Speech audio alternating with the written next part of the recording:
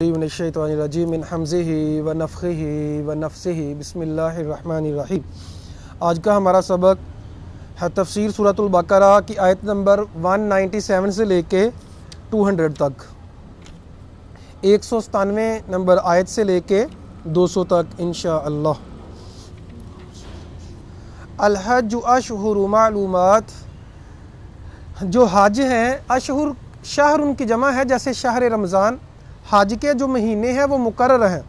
فمن فرض فیہن الحج، تو جو ان میں حج کو فرض کر لیتا ہے، یعنی نیت کر لیتا ہے کہ میں نے اس سال حج کرنا ہے، حج تو اس کے اوپر فرض ہے جو صاحب استطاعت ہے، کسی کے پاس اتنی طاقت ہے کہ وہ حج کر سکے، آنے جانے کا خرچہ جو ہے یہ بھر سکے، تو اس کے اوپر حج کرنا فرض ہے۔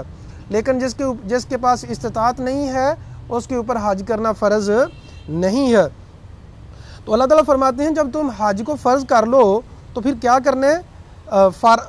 فرض فیہن الحج فلا رفث ولا فسوق، نہ تو کوئی گناہ کی بات کرنی ہے، ولا فسوق، اور نہ فسق گناہ کرنا ہے۔ رفث کہتے ہیں بہودہ بات کو بھی کہتے ہیں رفث، جنسی بات کو بھی کہتے ہیں رفث، یعنی نہ تو اس طرح کی بات کرنی ہے اور نہ گناہ کا کوئی کام کرنا ہے، ولا جدال، نہ جھگڑا کرنا ہے۔ چونکہ وہاں رش بہت زیادہ ہوتا ہے تو وہاں آٹومیٹکلی جو تیز دماغوں والے یا تیز مزاج والے لوگ ہوتے ہیں وہ آٹومیٹکلی ان کو غصہ آتا ہے، کیونکہ کسی کی کونی لگ رہی ہے، کسی کا بازو لگ رہا ہے، کبھی دھکا لگ رہا ہے۔ تو اس لیے حج ہمیں یہ بھی سکھاتا ہے کہ اپنے مزاج میں نرمی پیدا کرو، توسع پیدا کرو، جھگڑا نہیں کرنا۔ غلطیاں ہو جاتی ہیں، ظاہری بات ہے، جہاں اتنے زیادہ لوگ ہیں وہاں غلطیاں تو ہوں گی۔ بعض لوگ جو ہیں اتنا تنقیدی ذہن ان کا ہوتا ہے، وہاں جا کے بھی باز نہیں آتے اور کہتے ہیں دیکھیں جی ہم کیا دیکھ کے سن کے آئے تھے، یہاں کیا ہو رہا ہے۔ اور کئی لوگ تو وہاں بھی چلے جاتے ہیں لیکن پکار ان کی پیچھے ہی ہوتی ہے۔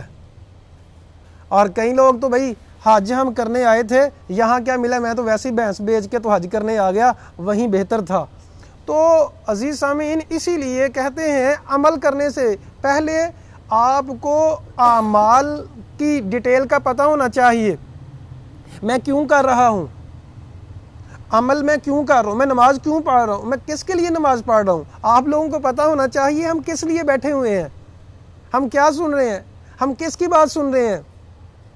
مجھ سے اگر کوئی غلطی کوتاہی ہو بھی جائے تو اس کو اگنور کریں، میں جس کی بات کر رہا ہوں آپ بات کی طرف فوکس کریں۔ تو اللہ تعالیٰ فرماتے ہیں وہاں جھگڑے کی کوئی بات نہیں کرنی۔ حج وما تفعلوا من خیر، اور جو بھی تم نیکی کا کام کرو گے ٹینشن لینے کی ضرورت نہیں ہے، یعلمہ اللہ، اللہ اسے جانتا ہے۔ جیسے رکوع کے بعد کیا دعا پڑھتے ہیں؟ سمع اللہ لمن حمدہ، سن لی ہے اللہ تعالیٰ نے اس شخص کی بات کو جس نے اس کی حمد بیان کی۔ پھر بعد میں کیا کہنا ہے؟ ربنا لک الحمد حمدا کثیرا طیبا، پھر جتنا مرضی لمبا کرتے جائیں، مل السماوات ومل الارض ومل ما بینہما ومل ما شئت من شیء بعد اہل الثناء والمجد احق ما قال العبد وکلنا لک العبد اللہم لا۔ بہت لمبی دعا بھی آپ کر سکتے ہیں، کم از کم اتنی ضرور کرنی چاہیے، ربنا لک الحمد حمدا کثیرا طیبا مبارکا فیہ۔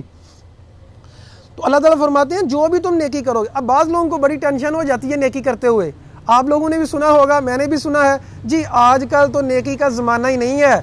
بھائی اللہ کے بندے، اس کا زمانہ نہیں ہے جو لوگوں کے لیے کرتا ہے، ٹھیک کہتے ہیں آپ، اس بندے کا نیکی کرنے کا کوئی زمانہ نہیں ہے جو لوگوں کے لیے کرتا ہے۔ جی نیکی کا کوئی زمانہ ہی نہیں رہا۔ بھائی اللہ کے بندو، اگر تم نے نیکی کی ہے ٹینشن کیوں لیتے ہو؟ یعلمہ اللہ، اللہ اسے جانتا ہے، اللہ کو سب بتا دو جو تم کر رہے ہو۔ تو لوگوں کی باتوں سے پریشان مت ہو، ہمیں حکم ہے نیکی کرتے رہیں، مرتے دم تک ہم نے نیکی کرنی ہے۔ آپ کسی کے ساتھ نیکی کر لیں، لوگ آپ کو منع کریں گے، یقین کریں۔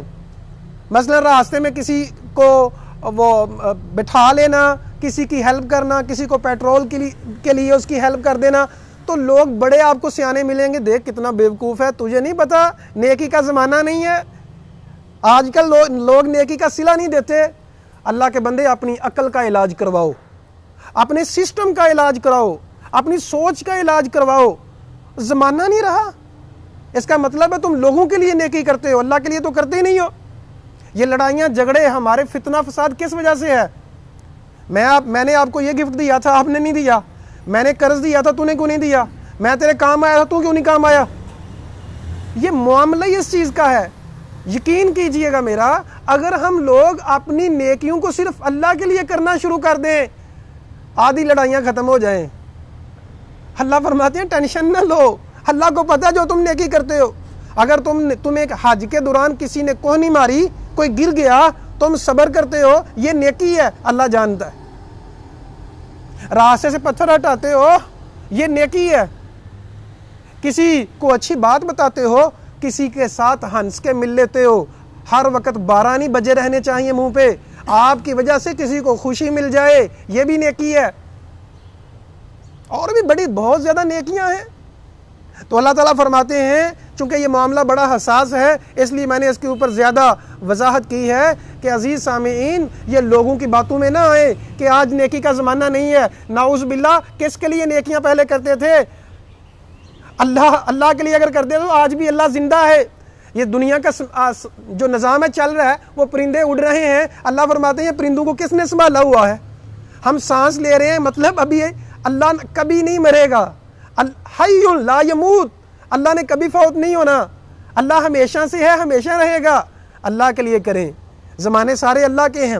نبی کریم صلی اللہ علیہ وسلم نے فرمایا زمانے کو جو گالی دیتے ہیں, کہتے ہیں نا زمانہ برا آ گیا, وہ اللہ کو گالی دیتے ہیں, کیونکہ اللہ کہتے ہیں زمانہ تو میں ہوں. زمانہ یہ بھی ہے نا ہماری سوسائٹی میں, زمانہ ہی برا آ گیا. زمانہ برا نہیں آ گیا, تم برے بن گئے ہو.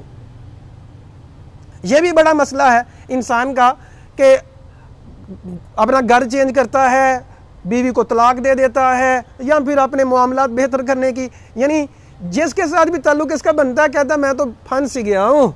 وجہ کیا ہوتی ہے؟ اپنا انداز چینج نہیں کرتا. لوگوں کو چینج کر لیتا ہے, اپنا انداز چینج نہیں کرتا. تو عزیز سامعین, ہمیں اپنے انداز کو چینج کرنے کی ضرورت ہے. ہمیں جس طرح ہم جیتے ہیں, جو ہم کام کرتے ہیں, اس کو انداز کو بدلنے کی اور نیت کو بدلنے کی ضرورت ہے. Do for Allah, die for Allah. صرف اللہ کے لیے جیو, اللہ کے لیے کرو, صرف اللہ کے لیے مرو اور اللہ ہی کے لیے جیو. پھر ہے زندگی کا مزہ, پھر ہے زندگی غذا. امتحان دینے کا بھی مزہ آتا ہے نا. دیکھیں جن لوگوں نے امتحان اچھا یاد کیا ہوتا ہے, انہیں مزہ آتا ہے نا امتحان دینے کا. تو دنیا امتحان کا ہے نا, تو جو اچھی تیاری کریں گے انہیں امتحان میں بھی مزہ آئے گا. تو اللہ تعالیٰ سے دعا ہے اللہ تعالیٰ ہمیں جتنی بھی نیکیاں ہیں وہ اپنے لیے خاص کرنے کی توفیق عطا فرمائے. وَتَزَوَّدُوا فَإِنَّ خَيْرَ الزَّادِ التَّقْوَىٰ, اور زیادہ راہ لو, یعنی کچھ پیسے ساتھ لے لیا کرو. لیکن اللہ نے ساتھ یہ بھی کہہ دیا کہ اگر کسی کے پاس پیسے نہیں ہیں, یعنی اتنے زیادہ ایکسٹرا نہیں ہیں, پریشان نہ ہو. فَإِنَّ خَيْرَ الزَّادِ التَّقْوَىٰ, بہترین زیادہ راہ تقویٰ ہے.